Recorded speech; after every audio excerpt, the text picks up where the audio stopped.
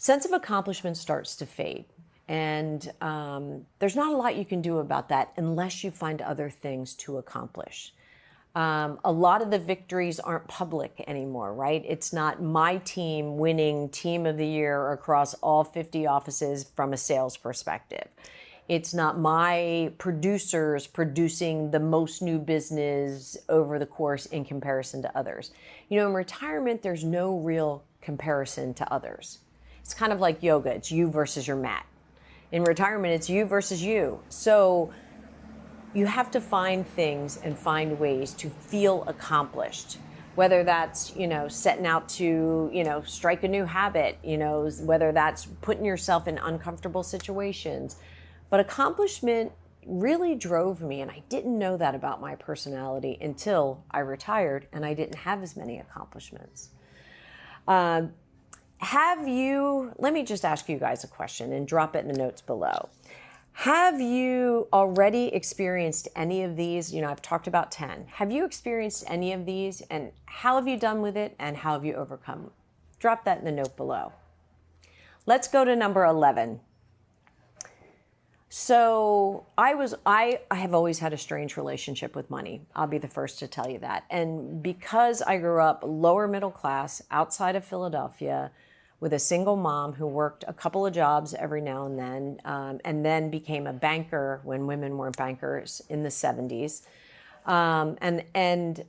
We never really had a lot. I went to the grocery store with my mom, and my mom actually had a clicker. And I don't know, I'm 60, so anybody about my age, I don't know if you remember that, but it was a little thing that she would click in the prices of things to make sure we had enough cash when we checked out. So I've always kind of had that scarcity mindset. So when I got into retirement, this idea of de-accumulating assets for me was really difficult. So number 11, financial anxiety does grow. I mean, I don't care who you are or how much money you have or how much money you don't have. It affects everybody depending on your relationship with money. Mark and I kind of go round and round on this. We grew up very differently. And I still won't do something unless the money's in the bank. Like I won't buy something. I won't create debt. I won't, and in retirement, that's been exacerbated because you're de-accumulating your wealth, not accumulating wealth anymore, unless the market's doing well, of course.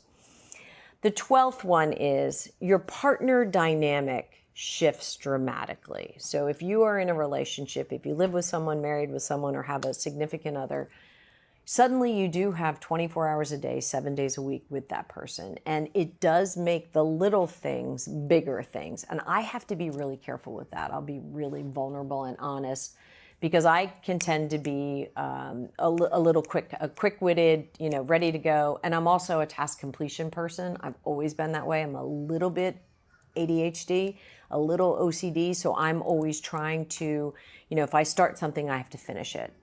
And that gets hard when you're working side by side with a partner who maybe no longer feels that way. Maybe in retirement, they feel like if we had to clean the garage on a Saturday when we were working, let's clean it Monday, Wednesday, and Friday this week, which drives me absolutely bananas. So